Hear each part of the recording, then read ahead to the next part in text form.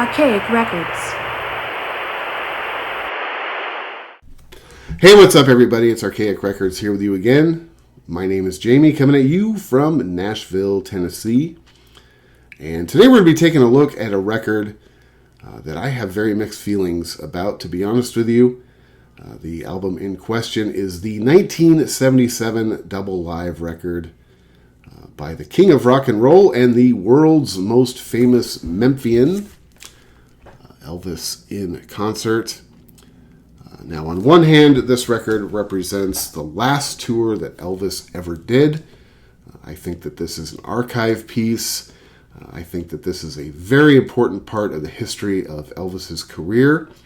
But on the other hand, this record also represents the exploitation that sadly defined Elvis in life and now in death. Now, as I'm sure all of you are aware, this record is actually a companion piece to a television special which aired on October 3rd, 1977, not long after Elvis passed away, on CBS. A television special, in my opinion, that should have never been aired. Now, my personal relationship with Elvis, apart from, just always knowing who he was, I never remember a time in my life when I didn't know who Elvis was. I'm pretty convinced that as a baby, the first thing the doctor does after he kind of yanks you out of there is he shows you a picture and says, "Hey kid, this is Elvis. Everything else you need to know you'll learn as you go along." But for me, my fandom of Elvis goes back to probably 1999, maybe 2000. I remember I was in one of my local record stores. It was one of those days where I was just feeling completely bored, with everything that I listened to at the time. And I remember, stumbling upon probably the most generic Elvis CD I could have possibly purchased at the time, which was the Elvis 20 number one hits compilation. I think I found it in a bargain bin for like $2 or $3. Now, I was not a kid, who grew up listening to Elvis. My parents were not Elvis fans. My parents were more of like the hippie persuasion. When I was growing up, my parents were very socially conscious. My parents loved music, but my parents loved music that had a social conscience. And I think for my parents, Elvis was sort of a joke. This was, especially into the early and mid 70s, they, were in the, Vietnam era. There's a lot of political and social strife going on. And I think that a lot of people saw Elvis as sort of a joke. I know for sure my parents thought he was out of touch. He was not somebody that they had a lot of respect for. I think they thought he looked a little bit like an asshole with the jumpsuits and the rhinestones and everything that was going on. So as a kid, I never really got turned on to Elvis by my parents. Now, my mom has told me that I had a couple of aunts who were older than she was, who were big Elvis freaks. But for me, I had to sort of discover my love of Elvis on my own, and it all began with a CD, the 20 number one hits or whatever that double disc compilation was. Like I said, I found it in a bargain bin for probably $2 or $3. And I remember taking it home and thinking, this will be, good background music. This will be something to, put on as I'm getting ready for work in the morning. And of course, I recognized a lot of the song titles. I'm sure at the time I had heard a lot of the songs on the radio and in movies. Like I said, as a kid, you couldn't even escape Elvis, even if your parents, weren't, fans of Elvis. And, I took that CD home, I put it on, and I immediately, fell in love with it. And it really birthed my fandom. I immediately went out and I began buying CDs and vinyl and VHS tapes of movies and DVDs of concerts. It's funny, even to this day, my dad, he and I, we tend to have these really big, epic conversations about music when we have the opportunity to hang out. And even still to this day, when I mention Elvis and my love of Elvis, he's just kind of like, yeah, I don't really get it. But for me, that was really, what spawned my fandom. And I am, to this day, I am a huge Elvis fan. At some point in time, I believe this was probably around 2002 or 2003, I was living in Chicago at the time. I even went out and got, if you can see that, yeah, it's a leg of lamb. I even went out and got a pretty shitalicious Elvis tattoo by a friend of mine back in 2002 or 3. Did not turn out quite as well as I hoped it would, but she was a good friend of mine and she was still apprenticing. I've actually, in the past, I've kind of thought about maybe covering that tattoo up just because it isn't very good. But I bled for the king, okay? So what have you done for him? But really, ever since the early 2000s, I have been a huge Elvis fan. I believe that I own pretty much every record he's ever put out. I own all of his movies. I've read as many books and seen as many documentaries as I possibly can. Elvis is one of my favorite music topics, to talk about. I get very opinionated. I get very, passionate when I talk about Elvis. So this is something that I've been looking to bring to the channel for a while. And for me, this record in particular, this 1977 Live in Concert is an album and especially a TV special that I have very strong feelings about. Now, as a fan, I celebrate Elvis's entire catalog. Of course, everybody loves, 50s rockabilly Elvis. To me, that's some of the greatest, music ever made. I think especially if you look at rock and roll in its infancy, Elvis, although he may not have necessarily been the best of those artists, he certainly was the biggest. And I think if you were going to, make a time capsule of early rock and roll, the first wave of rock and roll, Elvis Presley has to be maybe the number one person that you put in a time capsule. And for me, if you go back in that early era of rock and roll, if you were going to build the Mount Rushmore of early rock and roll, you've got Elvis, probably Buddy Holly, Fats Domino, Little Richard, and Chuck Berry would probably be my Mount Rushmore of early rock and roll. I get it. That's 5. So for Mount Rushmore, we'll put Buddy Holly, Little Richard, Fats Domino, and Chuck Berry, and Elvis can be Crazy Horse. If you've ever been up to the Crazy Horse Monument, you will get that reference. But I even love, Elvis throughout the 60s. I own all of Elvis's movies. I defend Elvis's movies. Now, there is a little bit of stink in Elvis's movie catalog. You can't deny that. But most of Elvis's movies from the 60s are at least fun. I own all of the soundtracks as well. Those aren't necessarily records that I go back and throw on all the time, but I do enjoy Elvis's movie career. But to me, one of the most interesting, I think the most interesting era of Elvis's career is the 1970s. I love Elvis's music from the 1970s. I love his records. I've gone back over the years and I've listened to literally hundreds of Elvis's, live concerts throughout the 1970s.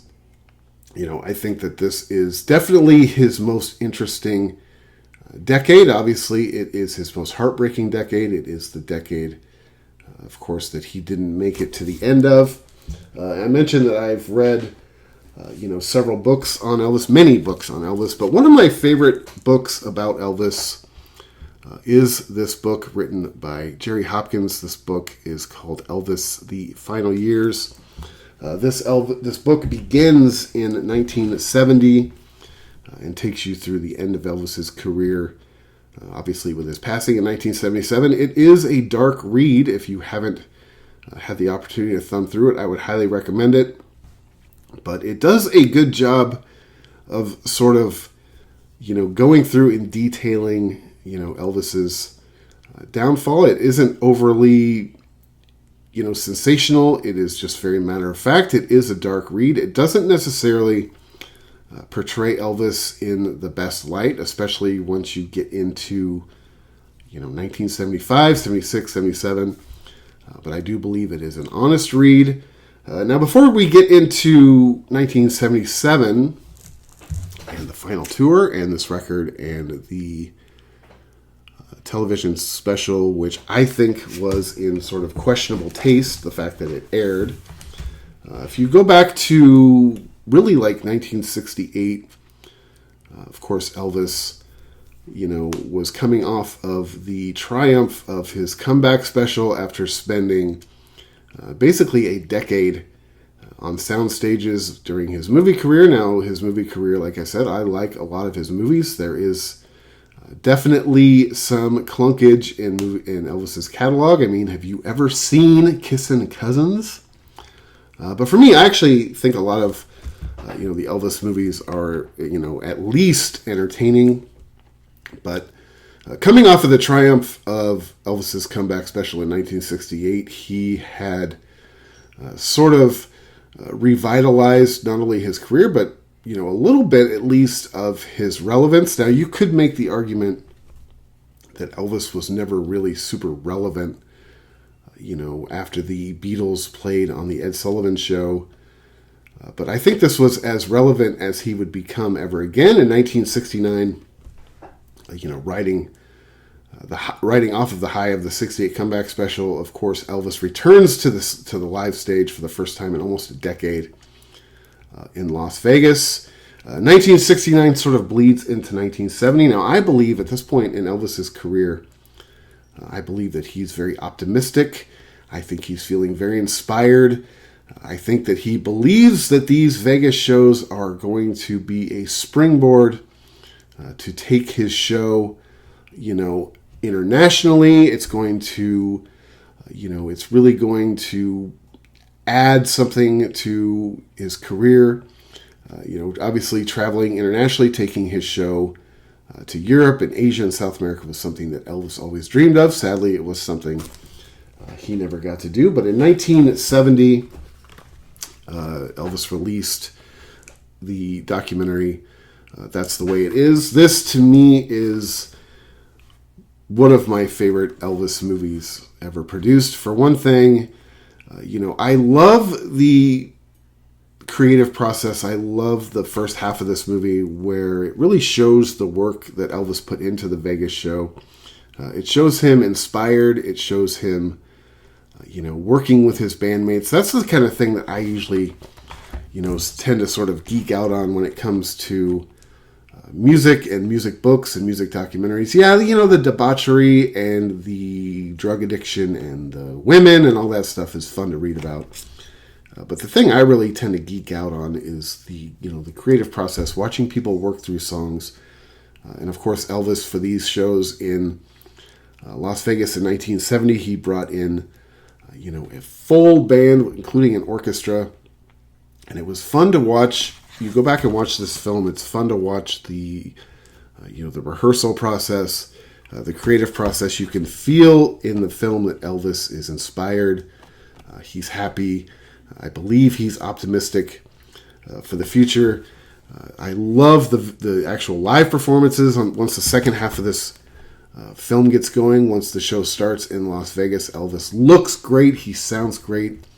He's in great shape. You can tell that he's enjoying himself on stage.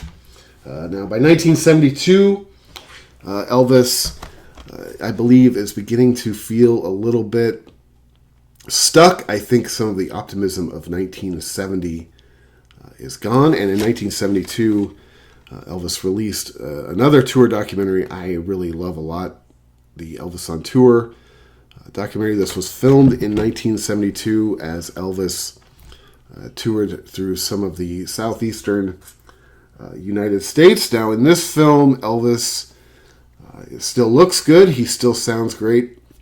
You can tell that the drugs are beginning to take a slight effect on him by this point in time, because in the Elvis appears to be cloudy in some of the film, especially when he is talking. Elvis is beginning to look a little bit bloated in the face, but I still think that the performances on this DVD are amazing. He still sounds great. I mean, that's one thing you can never take away from Elvis, even going all the way up to his last show in 1977, was Elvis never lost his voice. Now, he may have lost his passion for performing, and the drugs may have sort of ravaged his mind, but his voice was always there. Later in 1972, or also in 1972, Elvis played a string of shows at New York's Madison Square Garden. This was something that Elvis got very excited about. This was something that I don't know that Elvis got entirely clean and sober for the New York shows, but they were documented on a couple of live albums. Two of my favorite live albums in Elvis's catalog, the Live at Madison Square Garden and An Afternoon at the Garden. Elvis brought his A game during those shows. I mean, that's one thing about Madison Square Garden. You don't mess around when you play Madison Square Garden. That is the mecca of sports and culture in the United States. Elvis was extremely excited to play those shows in New York City. And then, of course, in January of 1973, Elvis performed perhaps his most famous single concert. That is the Aloha from Hawaii concert in 1973. This was something that Colonel Tom Parker, according to things I've read and things I've seen in documentaries, this was an attempt to appease Elvis and his desire to travel internationally. Of course, it was broadcast worldwide to 1.5 billion viewers estimated. This was a tremendous success for Elvis. And this was a show in which, Elvis got, according to everything I've read and seen, Elvis got completely clean and sober for. He hit the gym. He was in tremendous shape. He was tan. He looked and sounded unbelievable in the Aloha concert. Now, I would make the argument that that isn't necessarily the most dynamic, performance of Elvis's career. He's pretty statuesque during the entire performance, but it was something that he was clearly very excited about. At this point in time, by 1973 at least, when he was excited about something, Elvis still had maybe enough control over his addiction that he could put himself back together. I mean, during the Aloha show, he looks like he is sewn together pretty tight. And that performance turned out to be incredible. Of course, this was actually the rehearsal concert. I have the other one somewhere. This is the one I just happened to grab. But of course, it turned out to be a tremendous success. Sadly, that would also be the last time that the public, at least, would see Elvis in his best and purest form. I've read books, actually in this book I just talked about a second ago. In this book, they talk about the very next morning after the Aloha show, Elvis and his crew were going to go out and do some sightseeing around Hawaii. I think they were going to go see some Pearl Harbor, some of the Pearl Harbor monument, and they went in to collect Elvis, and he was just obliterated on pills the very next day. Like I said, sadly, this was the last time we really saw Elvis in peak form. In October of 1973, sadly, Elvis's marriage to his wife Priscilla fell apart. This is something that I do believe he never got over. I don't think he ever got over his love of Priscilla. I think she was somebody that he truly loved. Now, he wasn't necessarily the model husband. I don't know that he would even make the argument that he was. But I think from that point moving forward, I think Elvis began a very dangerous nosedive, which leads us back to, basically 1977. I know in 1974, Elvis was approached with the idea of playing the lead role in the Barbra Streisand remake, A Star Is Born. Now, this is something that a lot of Elvis fans hang their hat on. Is something that would have really, brought Elvis out of his tailspin. The question I have is, yes, this movie would have satisfied a couple of Elvis's desires. One is to be in a legitimate feature motion picture. The other is to be seen as a serious actor. Of course, the film, went on to be a tremendous success. And, personally, I don't really like that movie. I'm a guy, I guess I don't really get the whole Babs thing. I've never been a fan of Barbra Streisand, but, would the movie have been as good with Elvis in the lead role? I mean, I love you, King. I really do. But Elvis was not the greatest actor of all time. If you go back and watch his films in the 1960s, yeah, they were entertaining. I think they're fun. They're a good time, but they are not necessarily, Citizen Kane, if you know what I mean. Of course, Elvis ended up turning down the role on the advice of his manager, Tom Parker, which basically brings us back to 1977. In June of 1977, Elvis released his final studio album, Moody Blue, an album I absolutely love. As I mentioned before, I love all of Elvis's records throughout the 70s. I'm a huge fan of Moody Blue. And in August 16th, 1977, Elvis passed away at the age of 42. At the time, probably it was as shocking as it was for his fans and everybody around the world, especially at such a relatively young age. I think if you were to go back and watch some of Elvis's performance from the mid 70s to 1977 at least, or listen to those recordings, it was pretty obvious that Elvis, was in a real, tailspin. Of course, you look at all of the factors that sort of contributed to Elvis's death. Obviously, the number one contributing factor was his addiction. But I also believe there were other, factors that killed Elvis. One being, I do believe he died of a broken heart. I'm somebody who believes he never got over the loss of his marriage and the fact that, he didn't get to see his daughter, who he adored, as regularly as he would have liked. I think one of the things that really, Elvis really struggled with was loneliness. Elvis was definitely, a prisoner of his own fame. I don't know that, nowadays with celebrity, I don't know if we can picture somebody, even Taylor Swift, the almighty and powerful. I don't know that we can really, if there's ever been a celebrity as famous as Elvis Presley, somebody who was as big a prisoner of themselves as he was. I've read in books that, Elvis's greatest wish was to be able to go grocery shopping. It was to be able to go out and see a movie, take his daughter to an amusement park, and just do the things that your average everyday slob takes for granted. The only other person I can really think of who was famous, at least in my lifetime, on that level, somebody who was a total prisoner of their fame, is Michael Jackson. And if you look at Michael Jackson and Elvis Presley, there's a lot of parallels between their lives. I also believe that one of the things that killed Elvis was his insane workload and the amount of pressure he was under. I mean, can you imagine the amount of pressure that Elvis was under when you look at all of the people who depended on him as sort of a meal ticket? I mean, that pressure must have just been completely overwhelming. I mean, just to keep Lamar Fike fed alone was a monumental task. Why is Lamar Fike, why was he so arrogant anyway? I mean, didn't the guy own a mirror?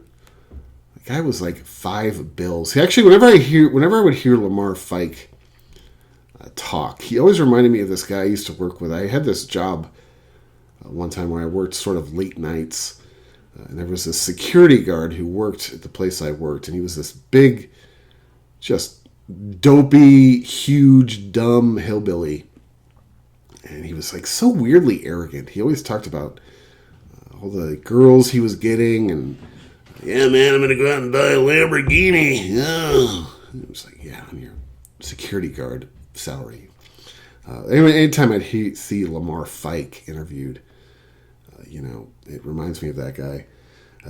I just can't imagine the tremendous pressure, that Elvis felt, having to support all of these people, the distrust he must have felt as to who were people who actually cared about him, or who were people who basically just saw him as a paycheck. And I think towards the end of Elvis's life, when he was financially strapped and some really tough business decisions had to be made, and Elvis was forced to make cuts on his payroll. He was forced to let go of some long-time members of his Memphis Mafia, people who were in his innermost circle. I'm sure it completely broke his heart when he had to do that. Of course, that decision came down from Vernon Presley. But Elvis was put in a position, these were people that he grew up with. These were people that were his friends. I think these were people he thought he could trust.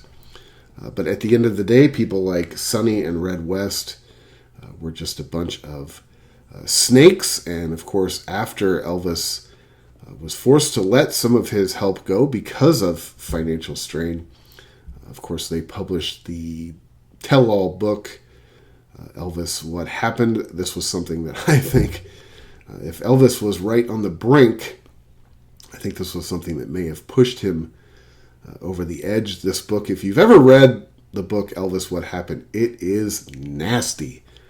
You kind of wonder how much of it is true, how much of it is exaggerated, how much of it is sensationalized, and how much of it might just be completely made up. I know it was something that Elvis himself, when he read the manuscript for it, he really fought hard to have that book not published. Unfortunately, it came out, and I think it really broke Elvis's heart. I think it proved to him something that he may have known for a long time, which was, these aren't really my friends. These are people who see me as a meal ticket. These are people who only have their interest in mind when it comes to my well-being. Anyway, let's get into this record just a little bit. This record was released the same day as the television special, October 3rd, 1977. It was recorded on June 19th in Omaha, Nebraska, and June 21st in Rapid City, South Dakota. Of course, it is produced by Felton Jarvis, Elvis's producer that Elvis used a lot throughout the 1970s. Now, as far as the television special goes, most of what you see on the television special was recorded on June 21st in Rapid City, South Dakota, because the producers of the television special pretty much considered everything that was recorded at the Omaha show 2 days before to be completely unusable. Actually, I don't know if this is proven, if this is just a conspiracy theory or not, but it is thought that, even the show that got aired from South Dakota, the television producers were not completely in love with. In fact, there was, according to what I've read, there was talk of possibly postponing the release of this special until Elvis's next tour, when they could hopefully get some more usable material. Of course, Elvis passed away in August, right after this tour ended. So they went ahead and ran the footage that they had. This record, has the typical crew on it. James Burton on guitar, John Wilkinson on rhythm guitar, Charlie Hodge on acoustic guitar, bassist Jerry Schiff, hard-working Ronnie Tutt on the drums, Tony Brown on piano, Bobby Ogden on keyboard. It also features the Sweet Inspirations, the Stamps Quartet, Kathy Westmoreland, Cheryl Nielsen, and of course the Joe Gershow Orchestra. This record reached number 1 on the Billboard country chart and number 5 on the Billboard Top 200. Now, as far as the record itself goes, I don't really have any problem with the album being released. Now, I do have a major issue with the fact that they actually aired the television special, just based on the state of Elvis, his condition, and really, his performance is not up to his standard, and Elvis was somebody who was very image conscious. I know it's kind of hard to imagine somebody who let himself go the way Elvis did, and the way he was wearing the jumpsuits and everything. But Elvis was very image conscious. I think he was very worried about how he was perceived by the public. And this television special, even though he had passed away, just a couple months before, this television special did him no favors. But as far as the record goes, I actually don't really have a problem with the record as much. Like I said, to me, this record is an archive piece. It represents the very last tour that Elvis ever did. I think it is an important part of his history. And as far as the show musically goes, not talking about his physical performance during the television portion of the show, but I mean, the concert on this record is much better, actually, than a lot of the stuff that Elvis was doing in 1975, 1976, 1977. Like I said, I've gone back and listened to hundreds of Elvis concerts throughout the 1970s. This was about as good as he had been musically in a while, as far as I was concerned. So as far as the record being released, the quality of the record, I don't necessarily have a huge issue with it being released. I hate the TV special.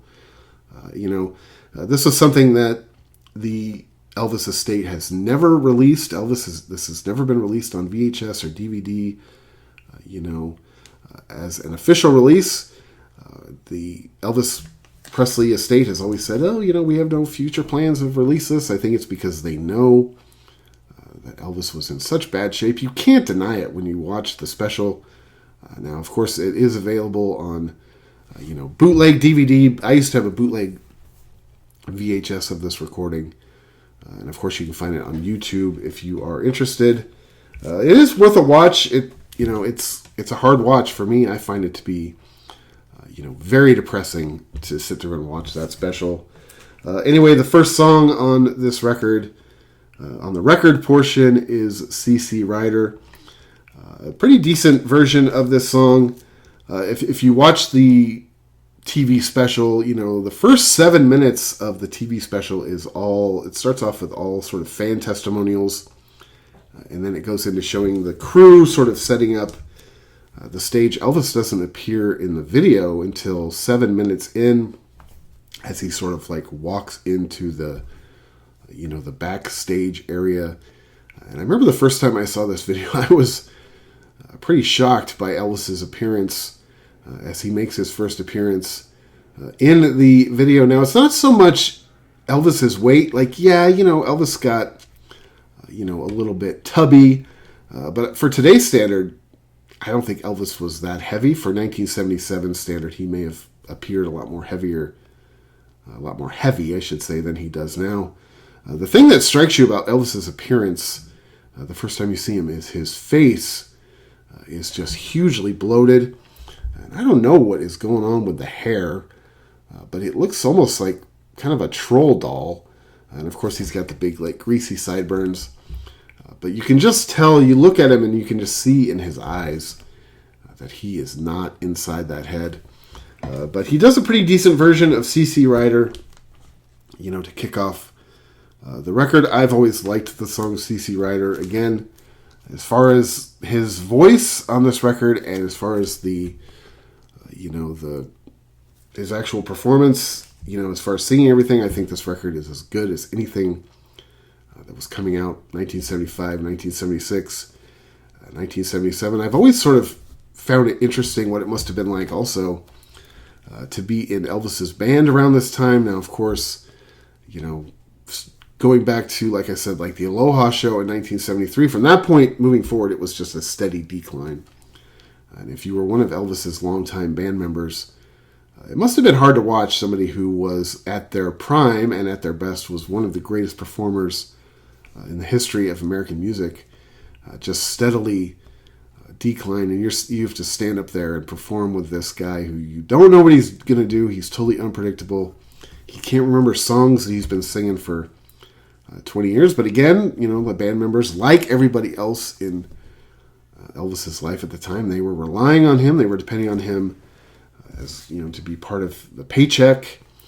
Again, the pressure that Elvis must have been under. I just can't even possibly imagine. I can't even imagine having one kid, let alone having literally hundreds of people depend on you for their livelihood. The next song after that is That's All Right. Of course, Elvis talks about during this song break that this was the first song he ever recorded. To me, the song on this record is sort of half-hearted, kind of half-interested. It's not terrible. I don't think that he necessarily wants to be singing this song. One thing I've always thought about Elvis, especially when he does his early 50s songs with the 70s band, was I never thought that the old, rockabilly songs really fit well with the big band. It was something that, I don't know, just didn't really sound right to me, so it's okay. The next song after that is a very notorious performance of Are You Lonesome Tonight? This is a song I absolutely love the studio version of, and over the years I've liked a lot of the live versions of this song I've heard. Of course, this song is famous on this recording because when Elvis gets to the monologue during the recording of this song, he completely falls apart. He can't remember any of the words. He starts sort of giggling. He just appears completely lost, and I've heard a lot of Elvis fans defend this by saying, Elvis always played around on stage. This seems a little bit different. This seems a little bit more sad. I will say this in defense of the television special. During this part of the song, the television special had at least the good taste to pan away from the show, and they did one of the fan testimonials during this portion of the song, because this portion of the song is rough. It's really sad. And like I said, Elvis fans who I think sometimes overly defend Elvis, don't look at him from a point of being impartial at all. A lot of them think, he was just sort of playing around, but I think it's a really sad performance of this song. And I kind of wish they would have left it off the record even.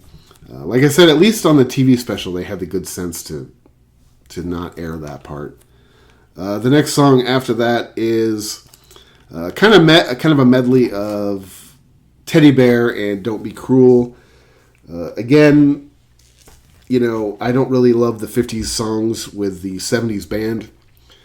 This song, during the TV performance, Elvis is just kind of walking around the stage, tossing scarves into the audience. This was something, at one point in Elvis's career, seemed, like something that was kind of a cool, sincere gesture. By this point in time, it seems contrived and kind of, he's sort of half interested, just kind of going through the motions. Charlie Hodge will hand him a scarf, he'll toss it into the crowd.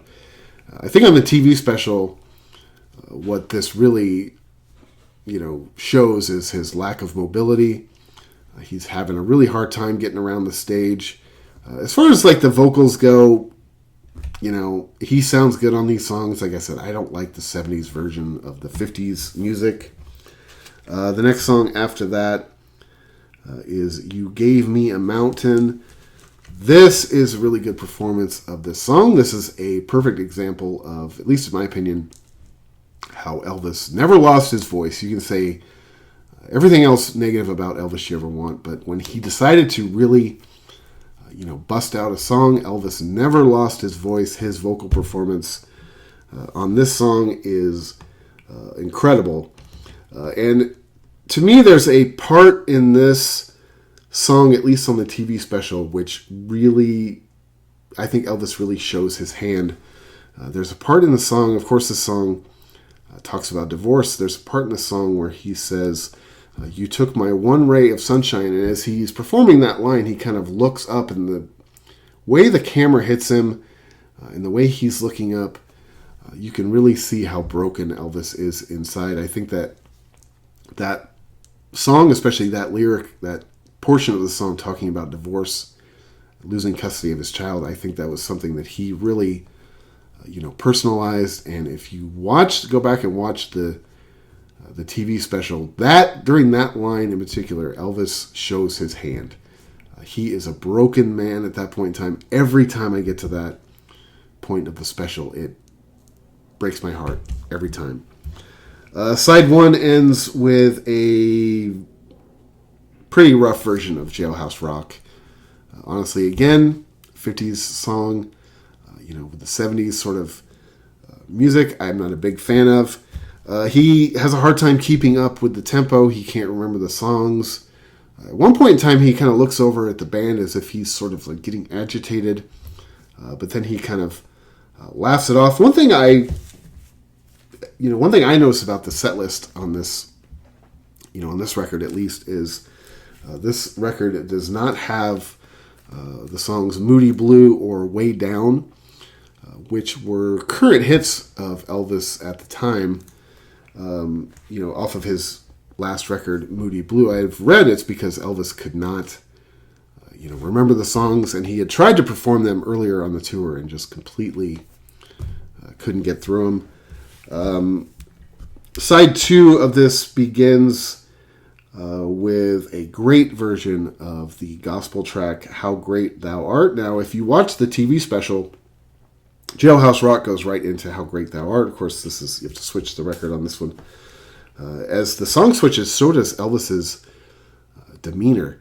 I mean, he's sort of like joking and fumbling through Jailhouse Rock. You can tell he sort of gets agitated at one point in time. But when How Great Thou Art starts, he really focuses. Again, I believe that Elvis was a man of deep faith. I think he loved his faith. He loved gospel music. And when he sang gospel music, I think he poured everything he had into it. This version of How Great Thou Art is absolutely incredible. I think it's one of the high points on the record. At this point in time on the TV special, now it's not on the record yet, but on the TV special they put in the song Early Morning Rain, a song that I absolutely love. Apparently that was a decision that was made basically at Showtime to include that in this portion of the show because they didn't have quite enough material to fill the hour, so they had to throw in a song on the record. Early Morning Rain doesn't appear until the last side 4. They insert it in this portion of the TV special. I love the song Early Morning Rain. It is one of my favorite songs of Elvis's 70s career. The next song after that, at least on the record, and then after that, after Early Morning Rain on the TV special, is I Really Don't Want to Know. This is a good version of this song. I think that this isn't a song that Elvis played live very often, but I do think it's a good performance of this song. After that, Elvis introduces his father, Vernon. Now, I've never really been a big fan of Vernon Presley. To me, the guy was kind of a serpent. I'm not going to accuse him of not loving his son. I think that's a very strong accusation to throw at anybody who, not loving their son. But I do believe that Vernon Presley always had his own interest at heart. I do not believe he had his son's best interest at heart.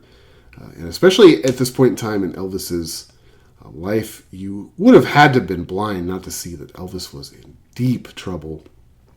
And to me, Vernon was always the biggest loyalist when it came to Colonel Tom Parker.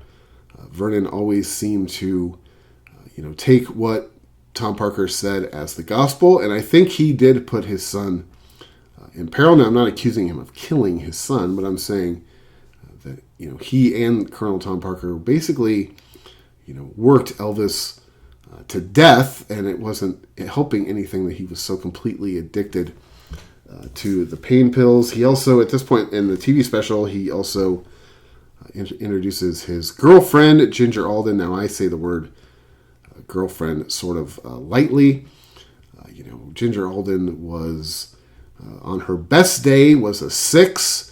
I don't necessarily think that I don't think that Elvis really considered her to be a girlfriend. I don't think that Elvis was in a position at this point in his life where he was actually looking for love. I think he was looking for somebody to wipe his butt. I think he was looking for a caretaker and an enabler. And I think that he found both of those in Ginger Alden. I think he wanted to find somebody that would lay in bed with him and basically tell him that he was the greatest thing in the world. I think that she provided him that service. I don't think that he loved her. I think he knew he was sort of dumpster diving. Now, when it came to his girlfriend before Ginger Alden, Linda Thompson, I believe there were genuine feelings there. Of course, Linda Thompson left Elvis and eventually ended up marrying Bruce Jenner. Interesting little piece of Elvis trivia there. After that, Elvis goes into a great version of the song Hurt, another song from the 70s that I absolutely love. His voice on this song and throughout the entire show, I will continue to say it, his voice was incredible. After that, he goes into a very half-hearted performance of Hound Dog. Hound Dog is a song I've never loved, even the 50s version of it. And live, it's just a very sort of, boring song. He just sort of repeats the same chorus over and over again.